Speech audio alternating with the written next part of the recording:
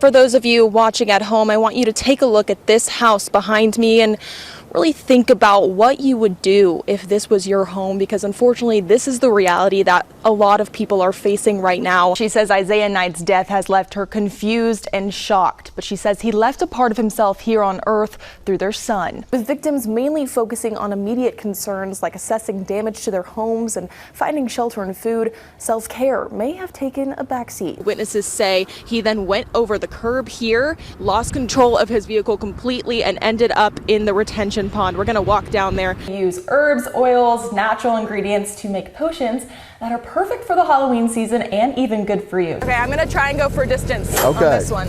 All right, aim, shoot.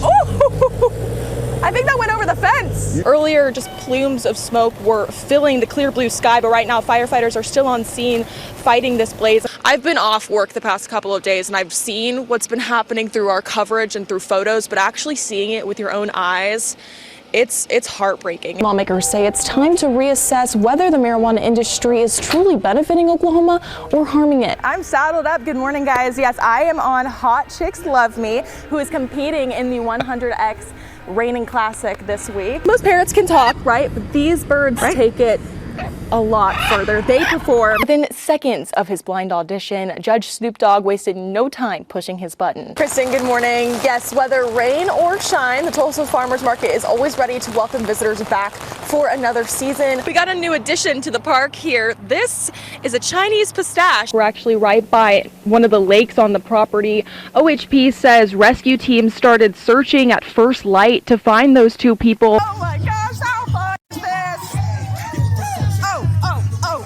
Wax says people are always surprised to hear about just how much history is buried right under their feet. Students from all over Barnsdall are visiting their schools today to collect their belongings and also visit their favorite teachers. For performers like Griffin, Stars on Stage is not just a show, but an experience that leaves a lasting impact on their friendships, confidence, and aspirations. Even though everything and everyone is so close-knit, staff here are still very aware of potential concerns. Where we are right now, it is very congested. Troopers say they're letting cars through up until Highway 16, but then they're encouraged to find a different route to get where they need to go. We're going to show you what we're seeing right now. At the center of the case is a proposed Catholic charter school in Oklahoma that would be the first of its kind in the nation. Pollard says she basically grew up here at Sahoma Lanes and says that family feel is something she wants to continue under her ownership. This new law requires all flower-based marijuana products to be sold pre-packaged. Here near 2nd and Elgin in downtown Tulsa,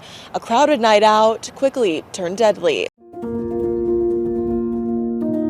When Carter Check thinks about his time in the Army, lots of words come to mind. Awesome, difficult, challenging, but worth it all. And he says being in Washington, D.C. brings his past into focus. These monuments, these museums that we go to, they're like mirrors.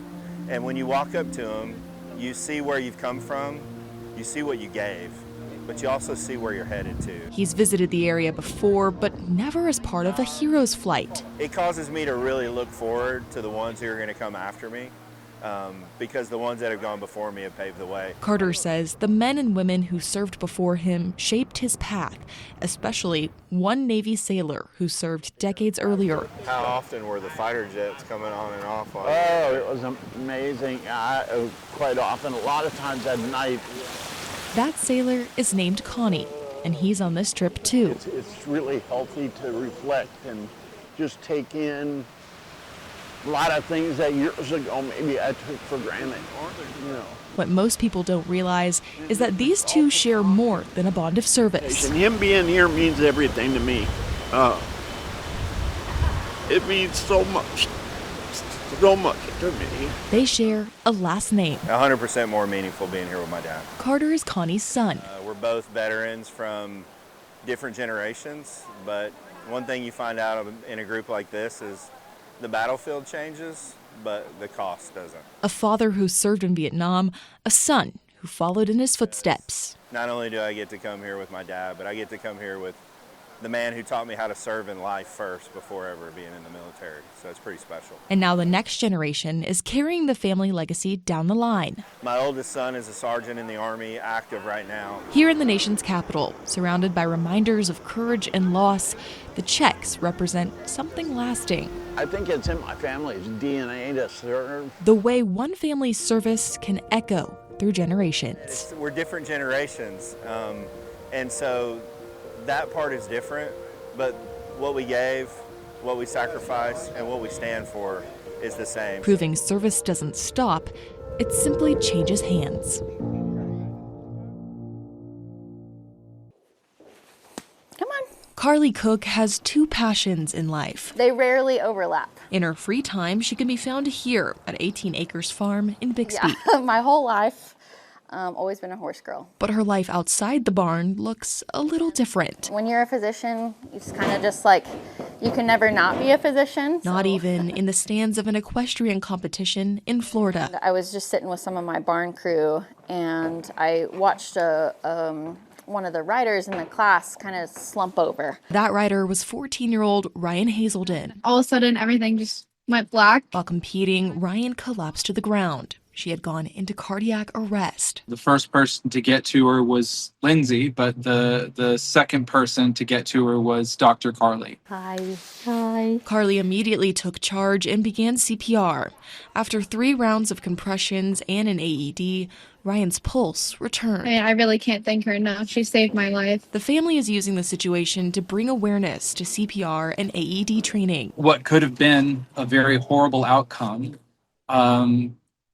had the best possible result because someone was prepared, someone knew what to do.